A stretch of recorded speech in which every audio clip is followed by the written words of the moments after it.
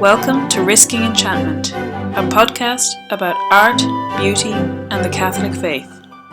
Hosted by Rachel Sherlock. Hello and welcome to Risking Enchantment. For this week's episode, you've got myself, Rachel Sherlock, and I am delighted to welcome Katie Marquette to the podcast. Thanks so much for coming on. Thanks for having me, Rachel. So Katie is the host of the Born of Wonder podcast, a podcast that I am a huge fan of and has been a big inspiration point for me as I've been making this podcast. And I was lucky enough to be a guest on it in the last, month or so. We talked about You've Got Mail, which was delightful. And as we were talking about You've Got Mail, we discovered another New York film that we both really enjoyed, which was The Godfather. So we're really covering the spectrum of films to talk about. We like them all, there's nothing outside of our interest here. So that's it. We're small C Catholic as well as capital C Catholic in our interests. Right, universal. So in this episode today, we're going to be talking about The Godfather and kind of some of the themes and imagery in it. But before we dive in, Katie, if you wanted to give a little introduction to yourself and the work that you do. Sure. So, my name's Katie Marquette, and I am a full-time mom to a very active 19-month-old and expecting another little girl in January. So that is certainly how I spend most of my time right now, is wrangling a toddler. But I have a background in public radio and conflict resolution and writing, and I've had different jobs in those areas. These days I do project-based audio work, and of course, my passion project is my podcast that you mentioned, Born of Wonder, which is also a blog by the same name, bornofwonder.com. So keeps that intellectual side of my brain, alive and well. And I get to meet really great people like you. It's just so fun to sort of have an excuse to chat with people about our passions and interests. So it's me. Yeah, it's wonderful. I definitely felt like I think we said this on your podcast as well, but the kindred spirit thing definitely came through, and it's so fun to get to meet and talk to people who are, I would have no reason necessarily to ever encounter otherwise. So this has been so much fun. And so for the episode today, we're both talking about a favorite film of ours, which is The Godfather. I was re-listening to a very early episode of this podcast, which was about violence in movies. And I do actually talk about The Godfather being one of my favorite films. I mentioned the fact that I spent my teenage years watching mobster movies for some reason. My best friend Cara was really into them, and she got me into them. And so, we kind of turned our nose up at rom-coms and then spent our Friday evenings watching mobster movies. And the Godfather was kind of the first, and nothing ever really topped it. But I've definitely explored a lot in the genre. But to me, The Godfather is just, it gets thrown out as one of the greatest movies of all time, but it really is. And rewatching it for this episode of the podcast really reminded me just how much of a masterpiece of filmmaking it is. Yeah, we actually said the same thing when we finished it. We were just like, that is just about as near perfect a movie, I think, as I've seen. There are I think we thought of two moments that my husband had to point out to me, just like an inconsistency or something in the filming. But the cast is so perfect, the arc of the story, just like the drama, just everything. It is such a beautifully filmed movie and such a compelling story. It's just a brilliant film. Yeah, and when I was watching it, even just down to the filmmaking quality, that it's just shot in that beautiful sort of chiaroscuro shadows and light. And I was thinking, even because for some reason my TV doesn't pick up on, there's sections of the film that have just dialogue in Italian, and for whatever reason the subtitles should just come up, they're just part of the movie, but they just don't on my TV. So I was sort of putting the subtitles on and off, and it made me realize how much of the movie is in silence and is without dialogue or even without score. It just really relies on drawing you into this very intimate story of a family. And I think that's the genius of the movie is that it's so personal. For a movie that's talking all about things being business, the movie is so personal. It is this tapestry of the rise and fall of a family.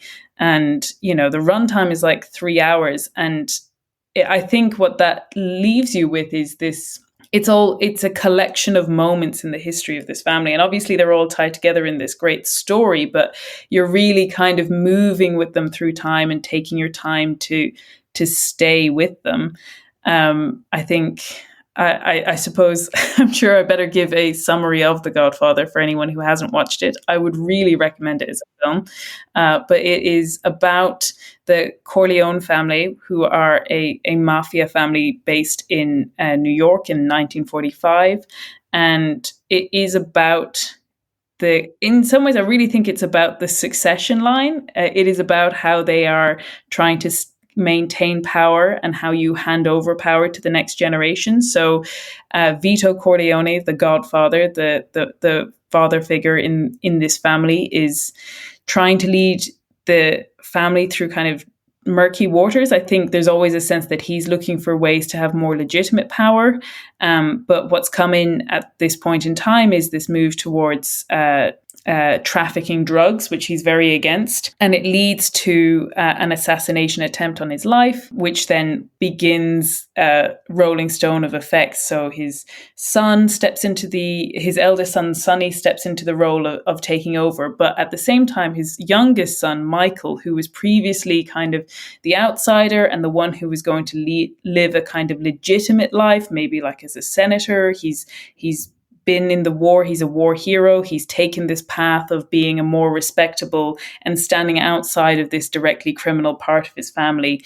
But the attempt on his father's life leads him to try and protect his father from further attacks by himself assassinating another member of the mafia, as well as a corrupt cop. And so this moment, it comes kind of at the center of the story, is the turning point where he then becomes the leader of the family, and he becomes the kind of linchpin of the direction that the family is taking, as his father survives the attempt but is growing older and needs to pass on his legacy to his family. And that's essentially the trajectory of the story. But it's such a fascinating study of corruption and power, and to me it's very Shakespearean. I know there was a quote that Francis Ford Coppola had.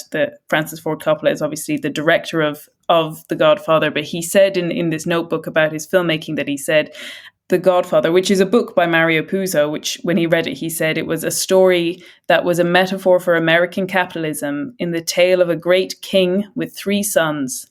The oldest was given his passion and aggressiveness, the second his sweet nature and childlike qualities, and the third his intelligence, cunning, and coldness.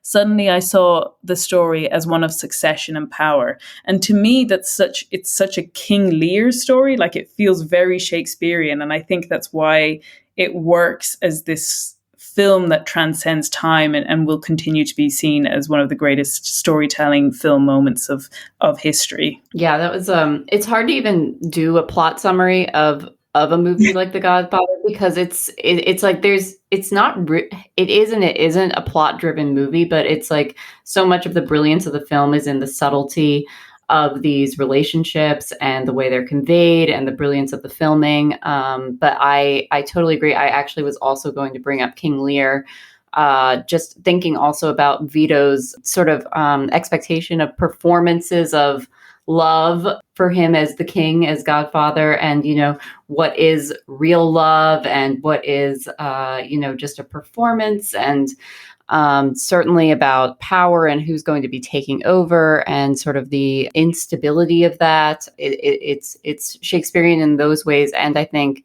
just Shakespearean in its high drama and its theatricality and the themes that it conveys that are universal to human nature. I mean, I assume most people watching are not members of the mob, but we all relate on some level to the temptations of of the world in different ways. That there's quite a dramatic fall that Michael experiences, but there are many other subtle things that he gives up about his soul along the way that all of us could be guilty of. So it's certainly a universal story in that way.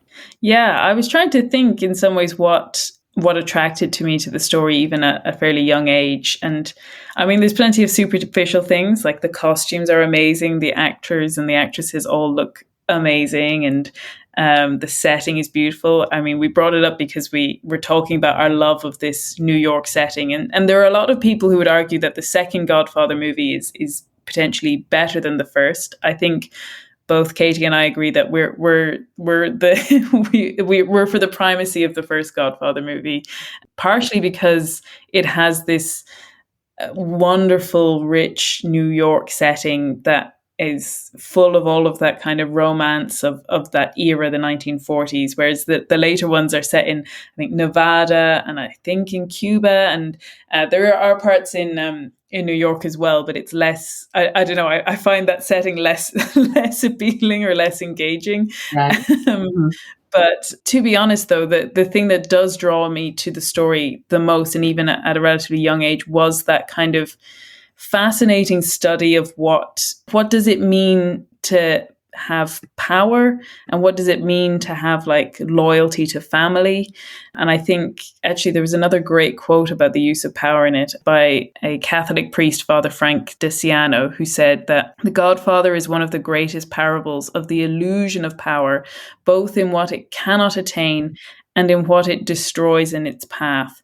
The parable can be endlessly applied into politics, into relationships, into religion. Once power is its own purpose, it becomes demonic, and power at the service of something must itself be restrained, lest it become self-centered. And I think that's such at the heart of The Godfather, which is this question of power and what does it mean to look for power at all costs. And I think as a Catholic, it's even, there's an extra element of interest, which is this kind of Catholic backdrop to the story. Obviously, The Godfather is the name of it. And while there is a mob term in terms of the way that the mob works, that The Godfather is a particular term that is almost kind of divorced from its Catholic setting, that it is its own thing about establishing points of relationship and points of fealty. But there is this sort of Catholic tapestry which the movie happens in front of. And Francis Ford Coppola seems to be quite ambivalent or quite negative in some ways about the way that he sees, in particular, the church and the hypocrisies in the church and the way that people say one thing and do another in terms of their faith. But at the same time, it's so clear that his Catholic upbringing has really permeated his filmmaking imagination, particularly in these films. They're just so rich in the way that they use Catholicism both as that kind of highlighting the hypocrisy of humanity, that they are willing to say one thing and do another, but also to juxtapose against this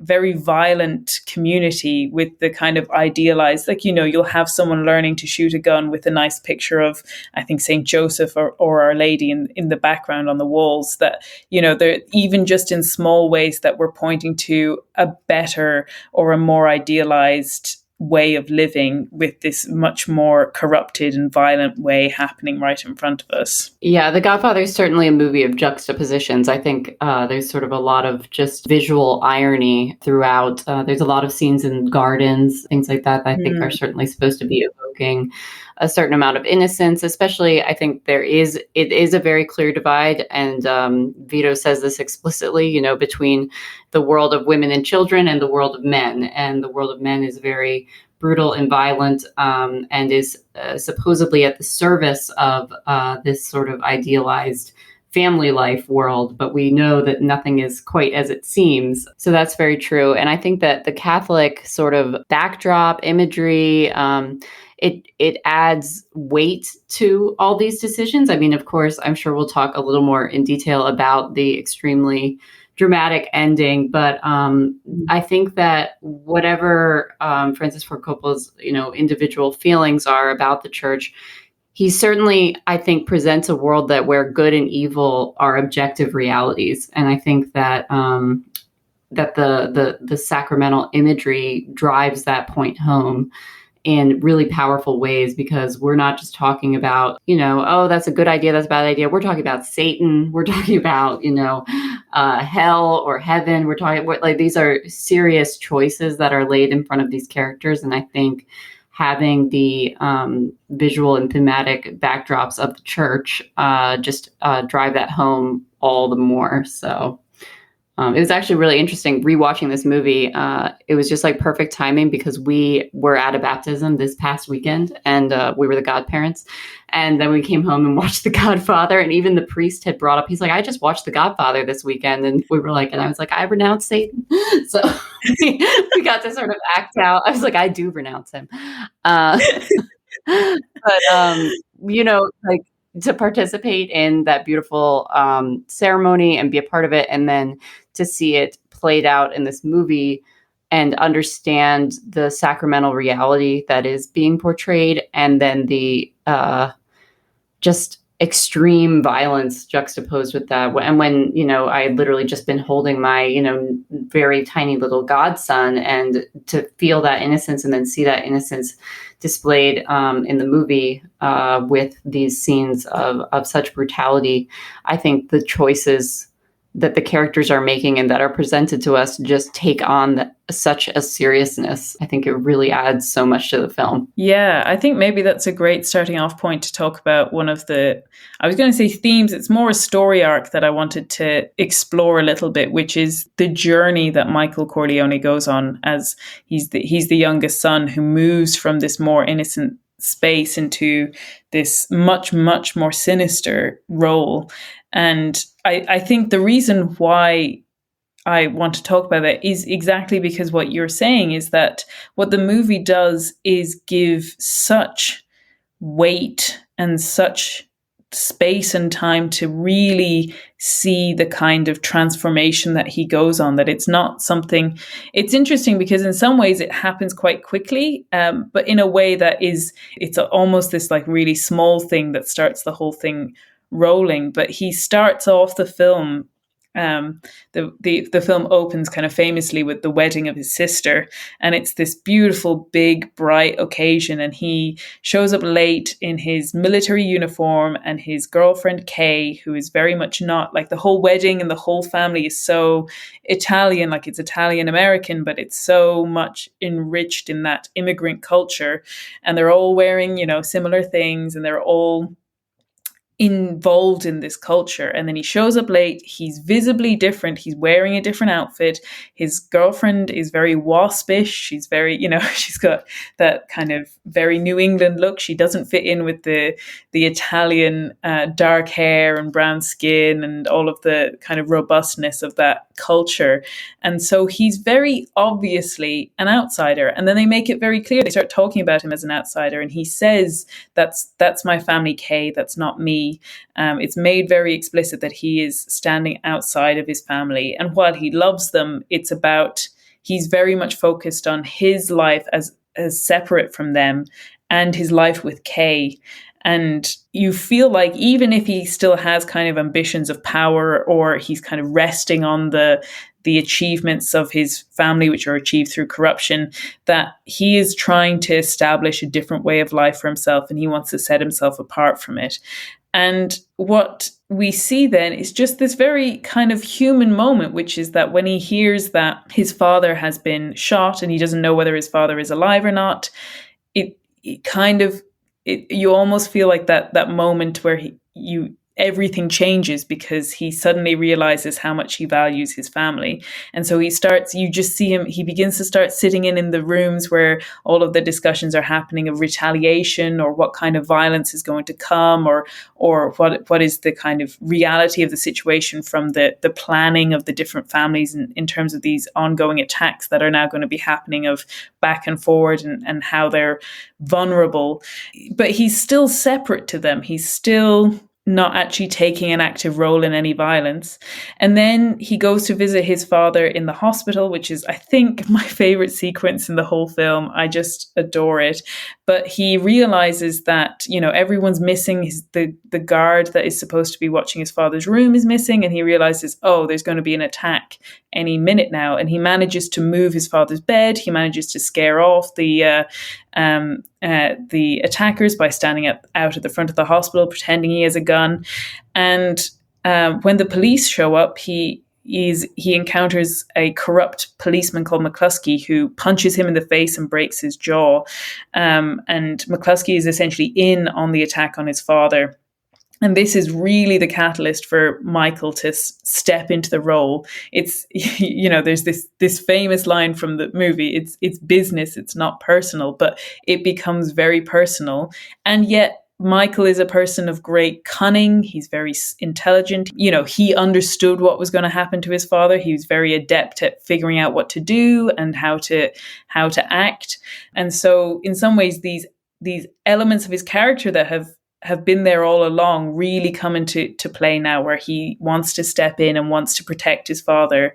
And that means opening the door into this world of corruption. And, that is the turning point of the movie. And it's so fascinating to watch, because so many close-ups of his face, and you just see these kind of inner workings behind his eyes as he starts to change his perspective and shift his values and his virtues to this new way of thinking. And it's such a compelling story.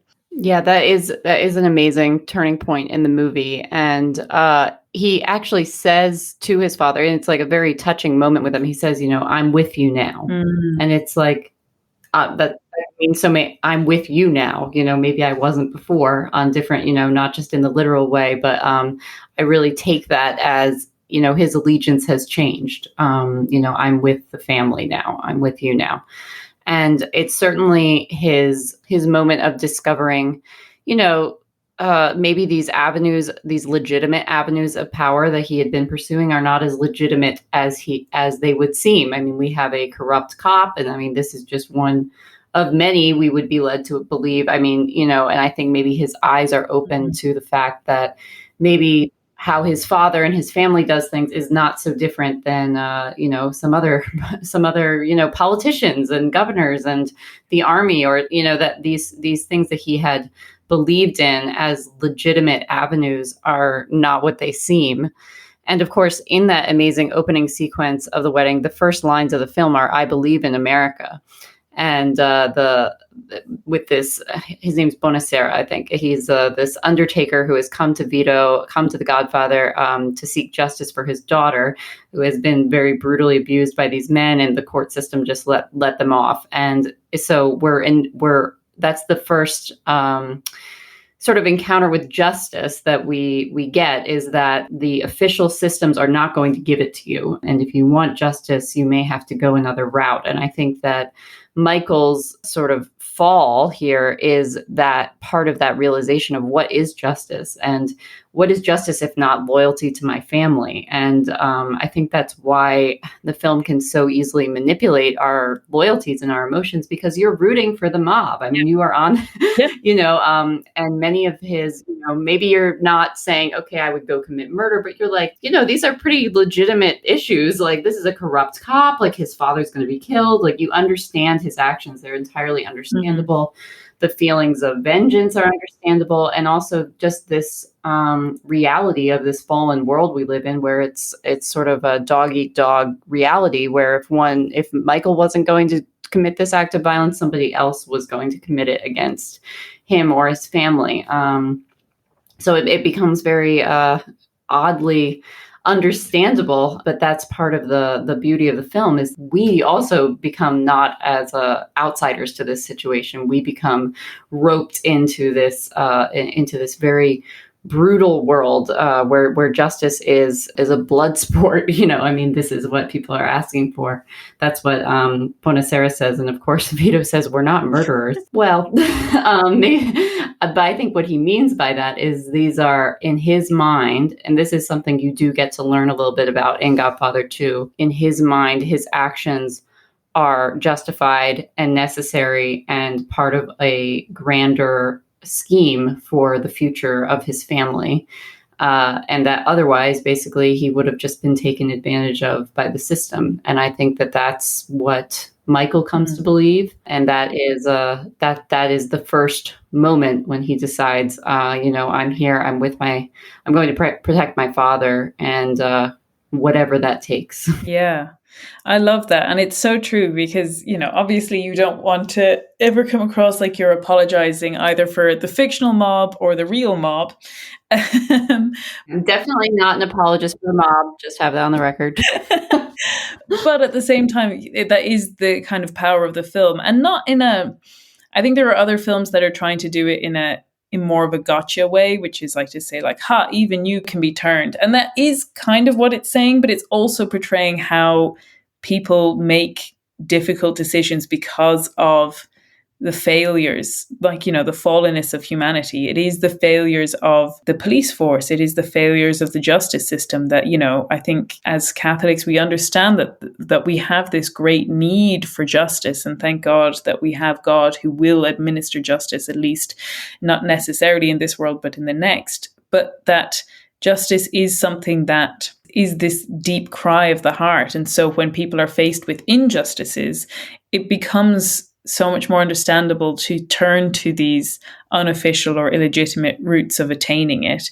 And yeah, that there does almost feel like a rightness and a properness, and particularly when you're looking at Vito, because we then see his sons who then take it further in various different ways and don't follow their own father's code so much. But as you said, that Vito is very careful about the way that he administers violence, and it is violence and it is horrific, but it's in some ways also quite measured. And we see later in the film, and there's a lot of debate as to whether essentially the eldest son, Sonny, is horrifically murdered in as part of this back and forth between the vengeance for the attack on Vito. And Vito's the only one who has the bravery to call a halt to the violence and say peace treaty and say that, like, I'm not going to enact revenge for my son. I'm going to put an end to this particular cycle. Now, there's plenty of discussion as to whether this is a stop or is it a pause? Is he just passing on the baton to his son Michael to then enact the vengeance? It's not explicitly stated. We don't know what kind of conversations he had with Michael, but at least he has this kind of ability to have a sense of restraint on the violence that he uses. And so, especially at the beginning, when you're kind of following him as the leader of the family, you're buying into this. You're saying, I can see the value, I can see what he's doing. And even in the ways that he's reticent to get into drug trafficking, and he's, mindful of the harm as well as the kind of harm to his own legitimacy if he gets involved in it, that he also sees that this is a step further than gambling, a step further than, prostitution or something like that, that this is maybe even something more devastating to communities, and he doesn't want to get involved in it. And so, yeah, there is this sense of glamour to it, and also even that kind of close family connections. I think that's also something that's very compelling, that you do really root for them as a family. And opening with this big family celebration, it just seems so attractive and communal and all of these things. And yet, as we see, as Michael comes into this role of being part of the family, you actually see more and more of the ways that how this is hypocritical to a certain extent. Vito talks about you can't be a real man unless you spend time with your family. And yet all of his sons are having affairs and, being unfaithful to their wives. And, there is this kind of ability to hold the two things in protecting the women and the children from this world of violence. It's almost like you have to compartmentalize them, which also allows you to do things that also harm them, and you can justify them in your head, because I guess in some ways, the things that you're doing bad are part of the other part of your brain as opposed to the family part of your brain, and you feel like you should be able to hold both of them at the same time. And that's one of the really interesting things about Michael. So he begins with this girlfriend called Kay, and by the time he's come over to his father's "I'm with you" moment, he's becoming more uncomfortable about where Kay sits within this new family perspective. And what is the next kind of big plot moment is that he shoots these two, like I said, the guy who's trying to kill his father and this corrupt cop, in again another amazing sequence. They have a gun planted at the location where they're having this meeting, and he goes to get the gun, and instead of, I feel like a lot of movies, he would just barge out of the bathroom with the gun and shoot them and move on. But he sits back down, and there's just this like close up of his face for several seconds, if not a minute. And there's like this screech of the train moving overhead, and we just get his eyes. It's all that's moving is his eyes as he contemplates this thing that will cut him off from the life that he had planned before. And then he shoots them. It's very graphic. It's very in your face. It is a real moment. It's not kind of glossed over as some sort of fantasy violence. It's very visceral. And because of that, he then goes into hiding in Sicily for several years, where he invests in his family's tradition. This is where his family comes from. This is, again, it's sort of a retreat into his family world. And he actually meets and marries a young girl there called Apollonia, who is, the perfect Italian wife. She is exactly who his father would have probably expected him to marry if he'd had his choice. So they have these two characters of Apollonia and Kay, because Apollonia gets murdered fairly quickly, and he comes back to Kay, and there's just this kind of tension between the wife that he thought he was going to have, the girlfriend that he thought he was going to be a particular kind of husband to. And it's such a fascinating thread in the movies that's not even necessarily the main thread, especially in the first film, but this question of how do you relate to your spouse, or your vision of yourself, or your plan for the future, and how your relationships play into that.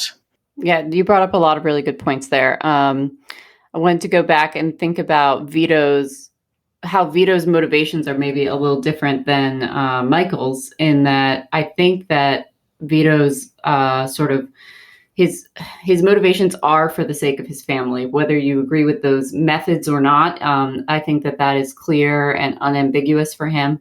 And we see that when we get to know him as a young man in the second film. He is quite a loyal husband and a good father and an involved sort of family man in ways that maybe his sons are not. But he, I think, has the ability to put that pause on the vengeance after Sonny is killed. Maybe it's out of practicality. I don't know all his motivations, and I don't know if his aversion to the drug trade is as much a moral qualm that he has, or as he says, I don't know how many politicians and judges would be friends with me if they knew I was into narcotics. They have gambling, okay, whatever, but narcotics is such a dangerous thing. I don't know if they would still be my friend. So he's extremely practical, but he also, I think, is motivated in a very real way by his love for his family, which you see time and time again, just like how he interacts with them, how he, just how he decides to distribute his justice, I think is totally family motivated. But when Michael becomes head of the family, I think that the clarity of that purpose becomes a little more muddled, because Michael becomes obsessed with power. I mean, it's for the sake of power. It's not for the sake of this sort of grander goal of protecting and bringing his family into a good light or anything like that.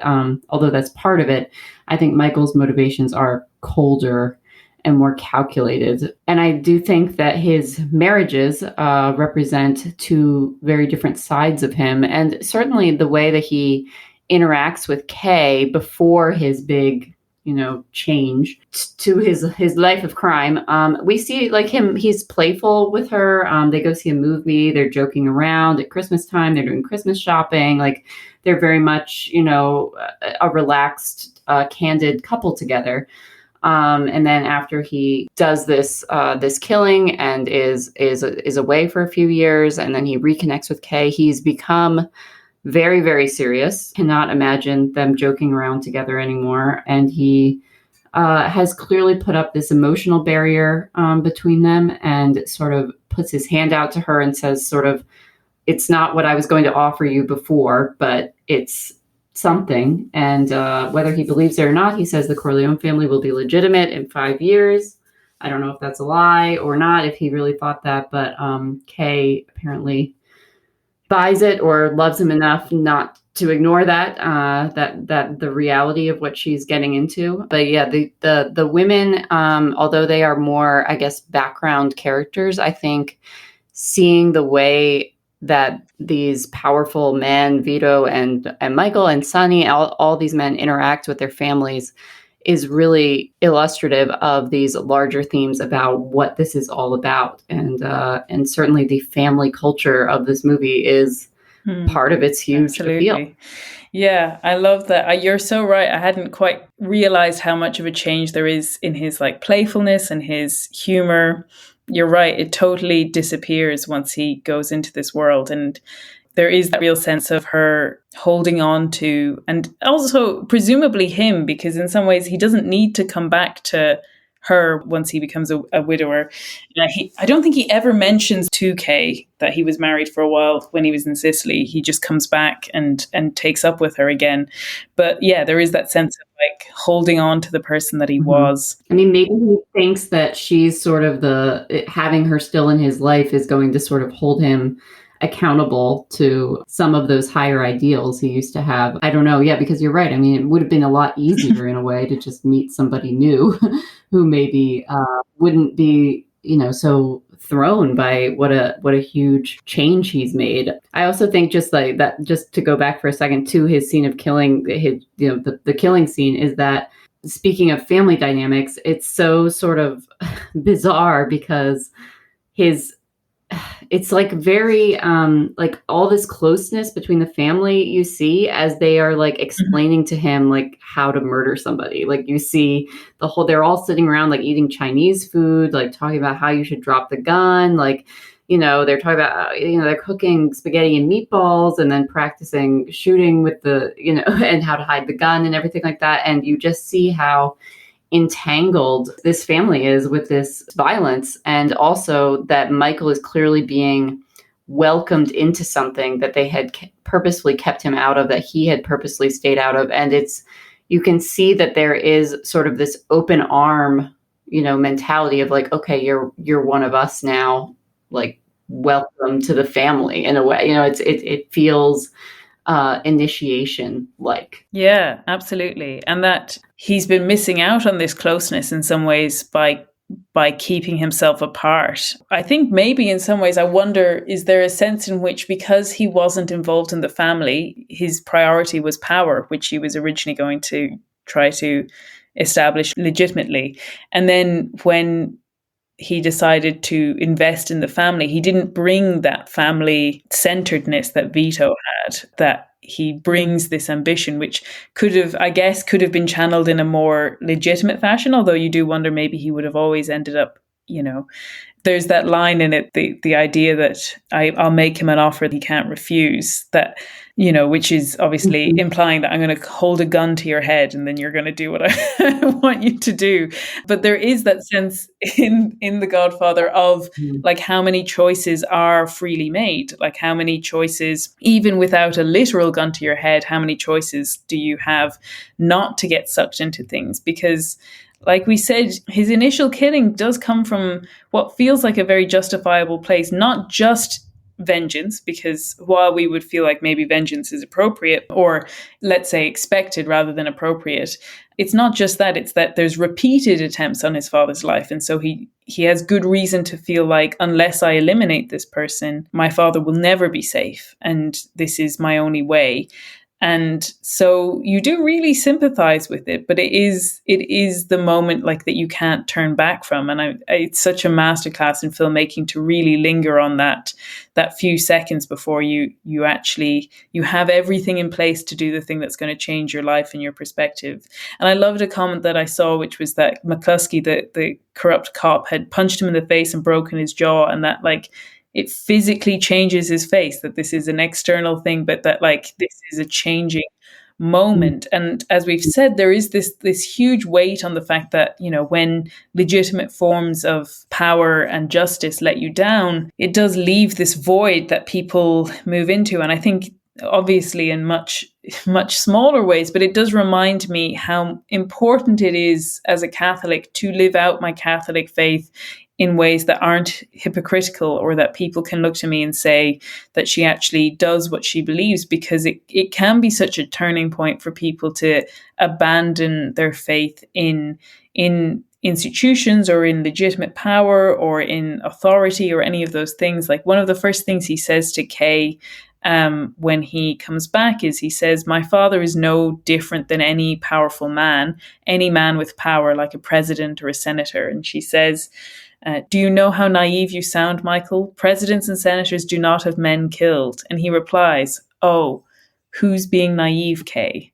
And it is true, because all of these senators are in the pockets of the mob. All of these policemen do seem to be involved. There is a lot of corruption. And so, yeah, it is naive to think that there is real justice in those avenues, especially in the world of The Godfather. That there's such a ripple effect from these broken systems, and how it's never just a case of like, oh, it's okay for me to line my own pockets, or it's okay for me to take this shortcut, or it's okay for me not to follow up on this thing that's actually important for people. That, yeah, it has all of these devastating consequences, that, he sees that actually power can only be attained illegitimately. Like you said, I don't know how much he believes whether the family is actually going to go legitimate, but if he does, there's a real irony in how he goes about it, because he goes about it by killing a whole load of people and then saying, once I do all of this killing, then we'll be legitimate, which is First things first. Yeah. Oh, yeah. Mm-hmm. Yeah. Road to hell filled with good intentions, right? So, and I mean, even I think there is the question in that great reply he gives to Kay of who's being naive now. There is sort of this larger question of, this is we live in a violent world. I mean, even the legitimate means of being, wars exist. They've just come from a war. Yeah, I mean, he's been a soldier. I mean, that was a legitimate, maybe he killed people. I mean, it's a brutal reality that we live in, and we sanction some of that violence because of circumstances or justifications. And all he's saying, is that I have some different justifications, than these more legitimate avenues, but it's the same. And we can debate about whether or not that's really true, but he makes a good point. And I think that the world of The Godfather, the darkness of a fallen world, and how we respond to that darkness is what's at stake. And we were given opportunities to sort of see, could have chosen a different way, but the ways he chooses are certainly not outside of he's not imposing a darkness that isn't there. He's responding to an existing reality that is brutal and harsh, and he's just a participant. Yeah, absolutely. And then I just love how the film goes from this intense world of dark shadows of him committing this crime into this sort of blazing sun of Sicily, where I was reading an article which makes a great point of it feeling like in Eden, and there's all of this imagery of the beautiful women and the beautiful landscapes, and it just feels like a totally different world to the world that he's just come from. And I think that time in Sicily in some ways almost feels like a chance for him to redeem himself, because he really leans into, he does actually seem joyful. He doesn't have that playfulness that we were referencing earlier, but he does have a sense of love, and he does really love Apollonia when the girl that he marries. But even in this world of that, like, seems like a kind of Eden, first of all, he's kind of delving into his family traditions and embracing who he is as a Corleone. And like, even the place he goes to is the place that his father came from. His name wasn't originally Corleone. He just changed it at Ellis Island when he arrived to his town name. So he goes to the town of Corleone. And so it is all about coming back to this central moment. And then, as we're referencing a couple of things from the second movie, we find out that actually this is the scene, this is the place of like where the seed of violence comes from, that his father fled intense violence. And we do get a hint of that in the first movie as well, because while we have all of these beautiful women, there's no men in these towns, because they've all been killed by gang violence. That, it has really stripped out what should be a world of abundance and children and life-giving force, but it's all been stripped out by this violence because all of these men have been killed. And so it's such powerful storytelling and visual storytelling, the way that the film uses these kind of light and dark motifs, that in both its visuals and in its kind of thematic storytelling. Yeah, there's so much. I mean, the storyline with Apollonia is just, it's such a tragedy, because I feel like we're like presented with this very sort of innocent love story. There's like a great scene where you see them walking together and then they pan out and you see like the entire family like walking like 10 steps behind them, like it's just like a very old fashioned courting going on, these beautiful sort of Italian villas sort of crumbling around them and gardens and everything, like you said. It's both a discovering of the fact that this is his lineage is a lineage of violence, that he can't escape that. But then on a literal practical level, he's the one to bring violence back to that Eden, that he can't escape what he did. And that even sort of in this, lovely, idyllic, newlywed life that he's established there with Apollonia, that the violence that he had been escaping is going to find him and is not going to kill him, but it's actually going to kill the innocent, which I think is also a theme that we see, is that a lot of times in this quest for justice, you don't get it. I mean, that Sonny even is killed on his way to revenge his sister, which is just such a harrowing scene that happens when her husband is like beating her up and she's very pregnant, and it's a horrible scene. And Sonny is going to go, defend her, protect her, and he's killed en route to do that. So there's so many times when sort of the justice that you're rooting for is we don't actually get to see it fulfilled. And I think that we are supposed to take away that that this doesn't work. It's going to end up killing innocent people in the process, and that unless somebody like Vito comes in and breaks the cycle of violence, you're also, it's just never going to end. So as much as we do sympathize with the motivations, I think that at least it's offered to us to see how this all plays out. And I think Apollonia's storyline, and just its like sheer, just the she didn't have to die. I mean, she's just this young girl. She meets him, had nothing to do with anything. It just is. It seems like such a waste and so unnecessary. And she's so clearly innocent in the whole thing. I think that is supposed to drive home to us just what Michael has sort of agreed to and what he's going home to. Yeah, his sort of Faustian pact. Everything that he really cares about will be stripped away. And you and I were just discussing just before we started recording how one of the points we came across in one of the articles was highlighting how if Apollonia had survived, he would have had a very different trajectory. Not necessarily that he wouldn't have continued to enact violence, but just that it's so interesting how he was trying to at that moment invest in a marriage that would have been very approved by his family. And as we've mentioned, that he comes back to Kay and she brings this extra dynamic into it, because she won't be the kind of supplicant wife who doesn't want to know what's happening or is happy to be kept innocent or is happy to not know. She does want to know more. And there was a great article, I think it was by Stephen Greydanis, talking about the final scene in the movie. And it's very famous in that it ends with her asking Michael whether he's committed this great act of violence in that he's killed his brother-in-law, who is the husband who was beating his sister Connie, which led to the death of Sonny. So we're seeing this kind of intricate web of violence that's happening. But she's horrified by the idea that maybe he commanded Carlo, his brother-in-law, to be killed. He makes it very clear, this is the only time you can ask me about my business. And she asks, and he lies and he says no. And so she's momentarily comforted, and then she steps outside of the room. And it's the room that, as you talked about at the beginning, when Bonacera comes to ask the Godfather for help, that it's this office room, it's this central point of where all of this power emanates from.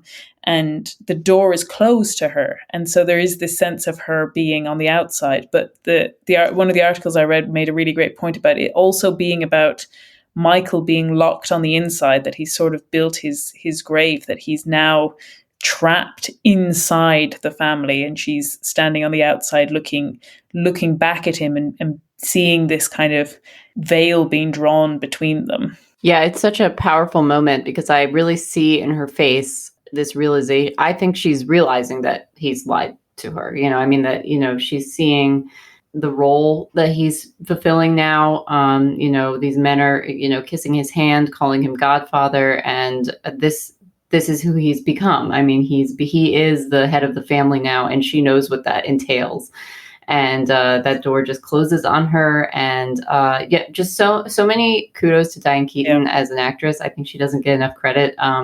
Just in general, I think she's an amazing actress. I'm a huge Diane Keaton fan, but we looked it up. I think this was like her first major film. I mean, it was even before her early Woody Allen films. I mean, it's just brilliant. And she, I think, if you watch any of her other movies, she can convey a lot of subtle emotion. I mean, there's not a bad actor in this cast, but that her face is the last we see. I think it's sort of supposed to be all of our faces sort of realizing what has happened, and of course we've been privy to see the depths of cruelty and violence that Michael has, allowed and ordered.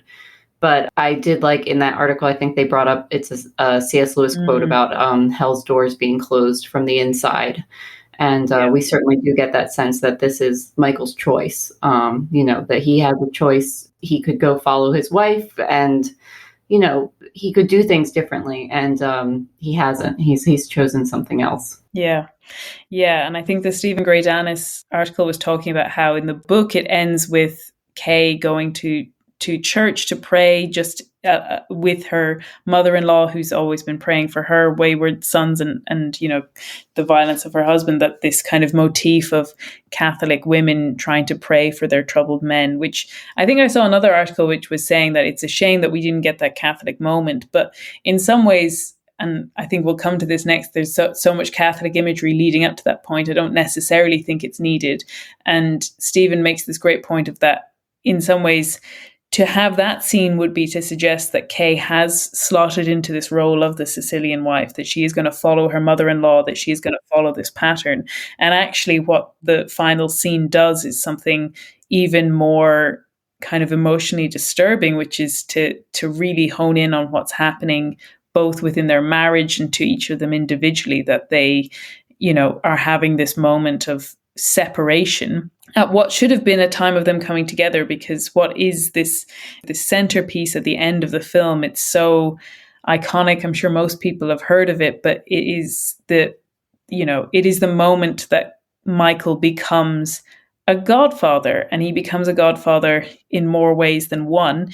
So he becomes the godfather to his nephew, also called Michael, the baby that his sister was pregnant with when this great scene happened with his elder brother Sonny ending up being assassinated. And so this child is very tied to even violence before the child is born, and he becomes the godson of Michael Corleone. And Michael I don't know whether it's implied, whether it's deliberate, but he has this moment of family occasion where he's gathered to become the godfather to his nephew, and he at the same time has organized for the heads of the other.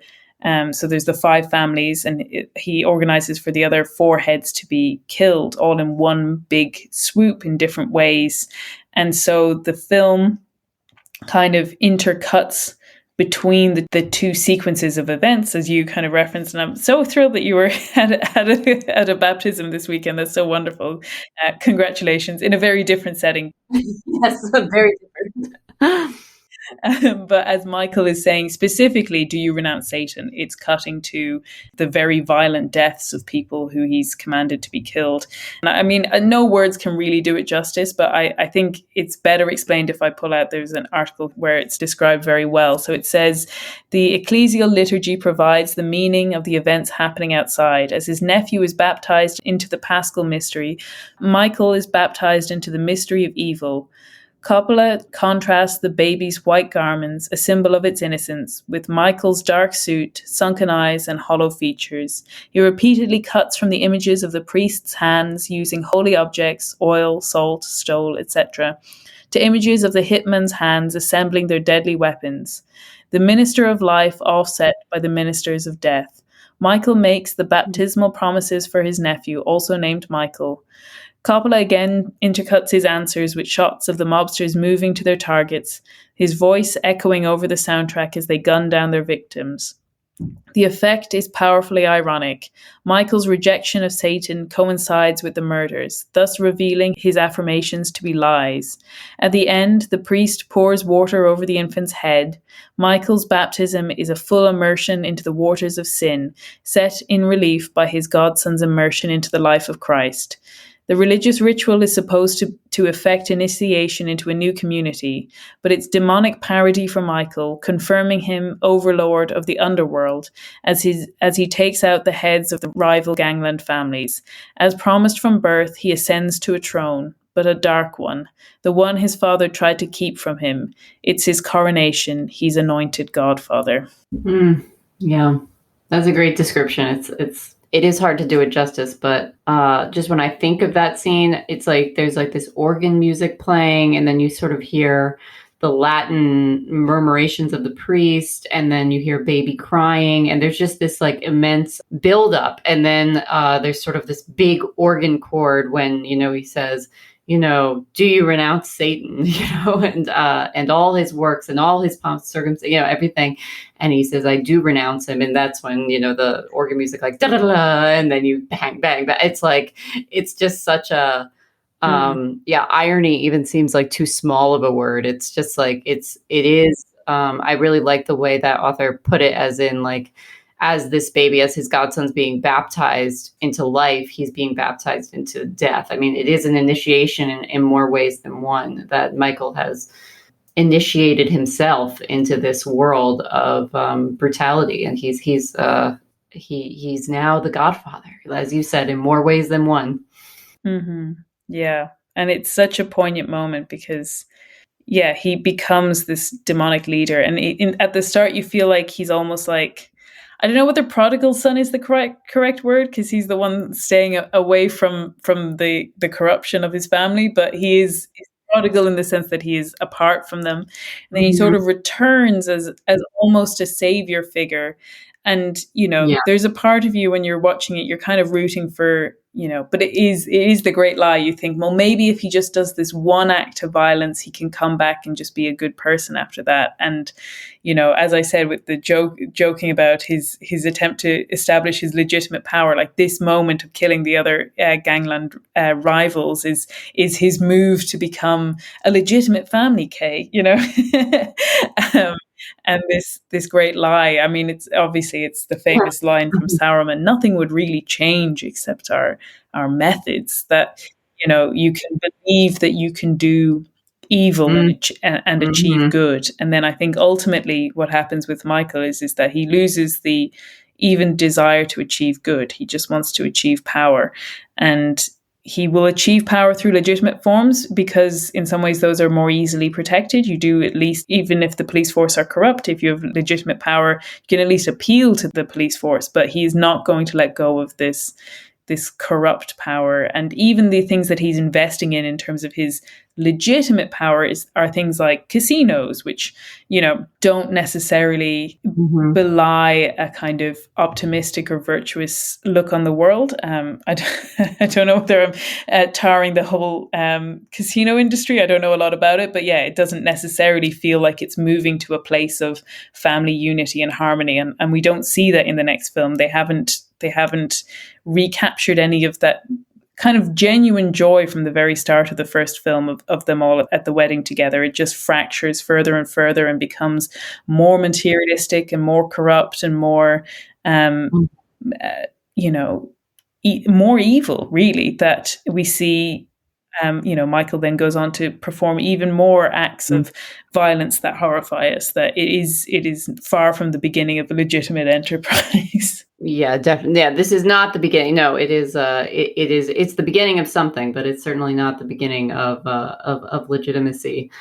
Yeah, I think with the second film, just to touch on it just a little bit, I think for me it is less of a Yeah. cohesive storyline. Like I find it just more confusing, honestly. Like there are a lot of moving parts, and yet like there's like you said there's a lot of different locations, and we're going back in time now, and it's a lot going on, but it has some incredibly powerful scenes that are very I mean it's a great movie as well. It just I think just doesn't hold together quite as sort of perfect of an arc as the first film, but some of the scenes that we see are just so horrifically violent and are right at the hands of Michael and what he does to his family. And there's a famous scene where Kay refers to their marriage as an abortion, and just the you sort of just see the fruit of that moment that we see at the end of of this first movie,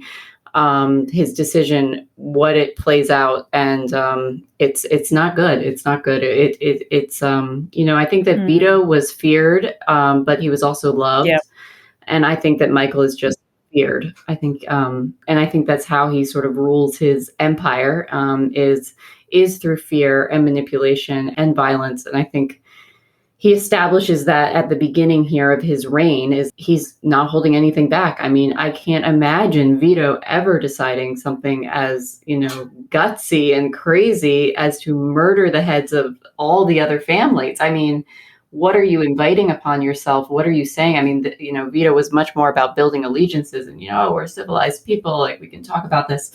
Michael is setting, you know, times they are a changing, and he's here for it. So it's very sad. I mean, I think of The Godfather as a tragedy in the Shakespearean sense, as we were saying in the beginning. Just that there is this culmination of his decisions that leads to a very, very dark place. Yeah. And yet, I think what's so powerful about it is that when I look back on the film, I don't necessarily feel like there's a strong moment in which you can say, oh, if you just decided something different there, you know, that like it does feel like a rolling Mm-hmm. stone that Yeah. it just gets away from you. And I don't know, like, obviously I'm not saying he should have killed that first kill with the corrupt cop and the gangland leader who's bringing in the drugs. Like, this is a drug trafficker and a corrupt cop, you know. Of all of the ones, it's the most kind of justified, but I wouldn't even go so far as to say that I would agree with that. But equally, Yeah. you know, he does find himself in this position where you're like, yeah, I don't know what's going to happen. Like, do you just allow your father to be killed, or do you take action, or do you, you know, it's hard to know what decision he could have made and what would have allowed him to flourish. It's hard to. I think the film is very clever in making it difficult to see where he went wrong, or like what exactly was the fatal flaw or the fatal moment. That like it's all of these things together in one big kind of mess, in the way that families really are. That like families are this big mess of allegiances and annoyances and frustrations and personalities, and just the fact that the eldest son Sonny is a hothead and he makes bad decisions, and he also begins violence. And in fact, even it's funny, you notice in some ways, if there's one moment where things start to go wrong in the film, it's this meeting that Vito has with this drug dealer who he is trying to get the ability to sell drugs in the area from Vito, the protection needed from the cops, or just even the permission to carry out this enterprise. And he needs funding as well. And Vito's never particularly interested in it, but he goes as a courtesy because that's what he does. Like you said, he's a diplomat in many ways, and Sonny is the one who just for a moment steps out from behind his father and says, "Oh, I'm kind of interested in this. Like, oh, maybe we can make it work." And that's the thing that makes this other character, whose name I'm blanking on, which is really annoying me. Is it Salazzo? It might be. Salonzo? Yeah. That's starting to sound like a cooking item, but I think Cilantro.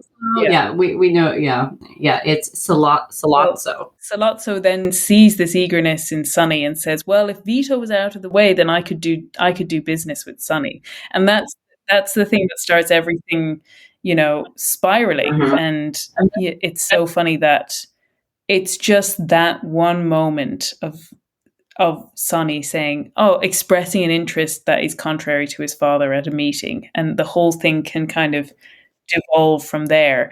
And so you really see how even the whole theme of the family loyalty, that like Sonny shouldn't have spoken there because that was against the family, that like you see where these exaggerated forms of loyalty become necessary in this world of violence, that it's so fascinating, and why it's so interesting to see this kind of microcosm of a Mhm. family, because everything's so heightened, because the stakes are so high, because the relationships matter so much in the ways that things play out, that yeah, it is this kind of timeless story because it's so heightened and everything has this kind of peril, that a single moment can transform the landscape of your family for the rest of time, and even results in your own death. Mhm. Yeah, and we see alluded to, Michael says to Fredo, at a different Mhm. point in the movie, don't ever take sides against the family, in front of anybody else again, and that plays out in very dramatic ways in the second film. And I think that this idea also, though, is that if we're thinking, especially from a Catholic perspective, is like this is also about like original sin in a way, is that we can't quite trace the seed sometimes, because everything, something will seem justified, or well, that seems okay, but maybe not that. I mean, it is a big leap from Michael, killing a cop who was mixed up in the drug trade and trying to kill his father, to this calculated brutal act of murder, and murdering his own brother-in-law, no matter how terrible a guy he was. But it's these are big leaps that we can't quite trace how we got from A to Z here. But I think just sort of it is a bigger question about humanity, and the world that we live in. Like I said earlier, that this is Michael and Vito and all these characters are sort of in a way that they're, I mean, this is very much a fallen world, and they are reacting to it. And really, I mean, Vito was, as we all sort of like love Vito. He's like this, great Yeah. guy in some way. I mean, he seems so much softer, than Michael, and there's so much more, and he's older. He's a grandpa. You see him playing with his grandkids. There's this sweet scene when he comes back from the hospital. All the grandkids come and greet him and give him little drawings and everything. So we see Vito in this light, but really, Vito made a choice way back when about how his family was going to operate in the world, and those choices have had, like the sins of the father are going to, are not lost on the son. I mean, you see this generational guilt, generational violence, generational corruption, and I think that in different way, we're all a part of that, being, in a fallen world. And there are many times on much smaller scales, but equally important for the state of our souls, like that these things happen in very small ways, that maybe they don't seem so bad or they seem justified in that situation. And then suddenly you're down a whole other path. I mean, this is like nature of humanity. So, I re-listened to that early episode of the podcast that I did on violence in movies, just to remind myself in the run up to this film. And so if the portrayal of violence in films is something you kind of have an interest about, you can go back to that episode. I think it's pretty early. It's like the 11th episode of the podcast, but there's still good stuff in there. But I think the reason why The Godfather is such a powerful example of violence used in movies is because of the way that it is actually showing like souls at stake. And its violence is very in your face, but in a way, to me, that is talking mhm. about how it's not something flippant. You are taking a life. It is a real thing. It is a very serious thing. It is a matter of your soul.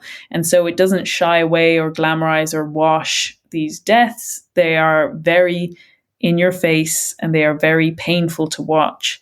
And so, and because the story that it's telling with this violence, the violence is about is central to the story in the way that so many of the biblical stories are like that. That these are the stakes at which these interactions are happening, and yeah, I just think it's not exactly revolutionary to say that The Godfather is an amazing movie, but hopefully for for listeners, this will maybe be an insight into why it's particularly relevant and important and worthwhile to watch from a Catholic perspective as well. And just because great filmmaking is great filmmaking. Wow, just I every time I sit down to the film, I just can't get over how beautiful it is and how well shot and, like you said, well acted and well told it is. It's just a masterpiece in storytelling. Yeah, I mean, aesthetically, it's a beautiful movie. And I will just say, if anybody, maybe if you haven't seen it or you're wary to watch it again because of the violence, like I have a pretty low tolerance for violence in movies. I don't like gore. I don't like I can't do horror or anything like that. But to me, in The Godfather, the violence, even though it is so violent and can be so shocking, the violence serves a purpose, and it doesn't. Like you're saying, it doesn't shy away from the reality of what's happening. And I think what actually offends me more about violence in movies is sort of the flippancy with which it's portrayed, and just sort of the just excess for no reason, just like seeing it just because clearly I don't know what they're trying to do, entertain people or shock people or something like that. But every violent moment in The Godfather serves a, hugely important thematic purpose. And I think that on some level, it's important that we don't look away from the reality of that violence. Yeah. It would be a lot different of a movie if everything was kept off stage. It would be a lot easier to justify these things. It would be a lot easier to, to think this is all okay. But we see it up close and personal. And I do think that can be important to engage with. So it's not a light movie, but when we turn off The Godfather, we just say, wow. We're just like, wow, it's such a good movie. Like, it gives you so much to talk about and think about. And like, it's so compelling and beautiful and well acted. And I think ultimately, even though I said it's a tragedy, it's a convicting film in that it asks you to ask really, really tough questions about human nature, and to confront these things with seriousness, which I think can be very. And I also don't think it's a tragedy, but one, I don't know, it's not totally as despairing as even some Shakespeare plays. It's not quite as. It's not quite the everyone's dead at the end kind of. No, I mean, it's not King Lear walking out with Cordelia's body. I mean, this is, we're not given that. So it's, and I do think, I mean, there are other films. I haven't watched the third one, so I can't speak to that. But I do think that even though there is some finality to that shut door at the end, I do think the ambiguity of the future of the family, we don't know how this is all going to play out. And at least from what I read, it sounds like there is some redemption that awaits in the third film, I think. So maybe not in all the ways, but yeah. So, I mean, if you like you just did an episode recently on Flannery O'Connor. I mean, it's sort of a similar, sort of these questions of violence and grace and choice and everything like that. Like all those themes that are what's so powerful in her writing are certainly prevalent here. So I think that from a Catholic perspective, from a human perspective, there's just so much depth to be discovered there. Absolutely. And I just want to say thank you so much, Katie, for coming on to talk about this. I've been waiting for someone to do a Godfather episode since I started the podcast. So I was just so thrilled when we both cited You've Got Mail and The Godfather as favorites. I mean, and then we realized that The Godfather is actually heavily referenced throughout You've Got Mail. So, I mean, it's not as random as it seems. But Yeah, no, I was just so thrilled. What a great way to spend an afternoon just discussing this great movie. So thank you so much for having me. You can maybe see our 2 episodes on the 2 podcasts as, companion pieces of of a guy. Absolutely, yeah. Whatever mood you're in, I mean, we've got something for everyone. And as much as I've enjoyed doing this episode, I do also want to say I do know I've had this season so far of the podcast has been a little film heavy. So don't worry if you prefer the kind of more bookish ones. There is a book one coming next time. So hold on to your seats. There's more literary goodness coming down the pipe. But I just adore talking about this with you, Katie. And I just have my one usual question, which is if you can tell me something you're enjoying at the moment. Oh gosh, what am I enjoying? I'm enjoying, to no one's surprise who listens to my podcast, I'm enjoying this time of year. I'm enjoying this fall weather. Went to New England recently, got to see the peak fall leaves and everything like that. And I'm looking outside and it's sort of a blustery, cloudy day, which to me is, and I've got like a cup of tea and there's nothing I like more than that. So I love, Thanksgiving through the new year to me is just such a great time of year. So I'm loving that. That's wonderful.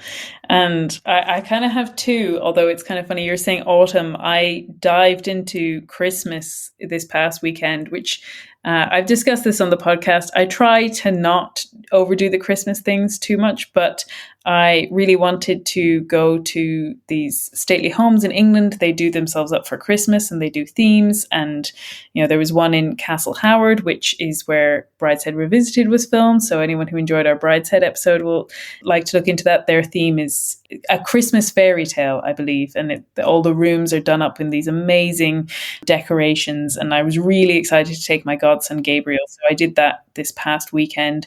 I really enjoyed it. We went to Castle Howard and we also went to Chatsworth. I'd recommend them both, but I was really blown away by Castle Howard. It was amazing. And I had a great weekend with my friends. So I did I just mentally said, I'm going to do a mini Christmas at the, at the start of November. I have to admit I've had some Christmas music on in the background. So I'm, sometimes you need that little bit of joy, don't you? So that's amazing you got to do that. Yeah, and sometimes you just have to roll with it. Whatever's coming. I wasn't able to go in December, so it had to be November. I also went to a concert last night, and I really want to recommend the performers. So I actually went for the support act, which is a folk singer songwriter that I've followed for a very long time called Sam Amadon, who is amazing, and I would really recommend. But I didn't really know much about the main performer, which is Chris Thile.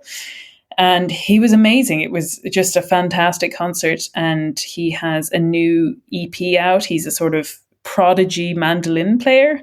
And he plays a big range of things. He does folk music. He does actually he played some Bach sonatas, some Bartok. It was amazing. But his newest EP is called Lay Songs. And it has some really great tracks on it. I think one is called Ecclesiastes 2:24. I could have that wrong. But he also has one called Salt in the Wound of the Earth, which is actually based on C.S. Lewis's The Screwtape Letters. So given that our listeners are so fond of the Screwtape Letters, or at least have to be, because I keep referencing them, he actually called out to the audience, does anyone know the Screwtape Letters? And I was the only one to whoop. He was saying oh, aren't they great? You're the person who knows that they're really great, aren't they? And I was like, yep, that's me. Man, that's a great concert where you're getting a shout out for the Screwtape Letters. I mean, that's the kind of concert I want to be at. That's great. Absolutely. So I really want to recommend him and his recent EP, Lay Songs. So I just wanted to get that in there. And is there anything you want to promote? You've already said, obviously, I think anyone who enjoys the Risky Enchantment podcast will enjoy Born of Wonder, your podcast, your blog. You are intermittently on Instagram.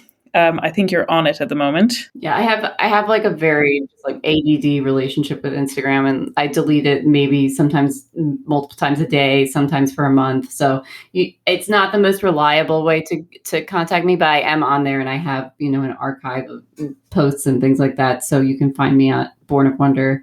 But probably just going to the website, bornofwonder.com. If you just go to the contact me page, you can email me anytime. And I love to hear from people. So please feel free to do that. That's wonderful. And I think I referenced it in the last episode. I did miss an episode because of my traveling. So thanks for bearing with me. But we will be back in 2 weeks' time. And thank you so much for listening. Goodbye. Bye.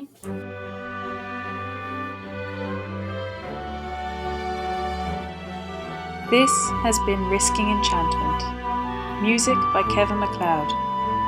You can follow me on Instagram and Twitter with the handle @SeekingWatson. And you can find out more about me and the podcast at rachelsherlock.com. Thank you and God bless.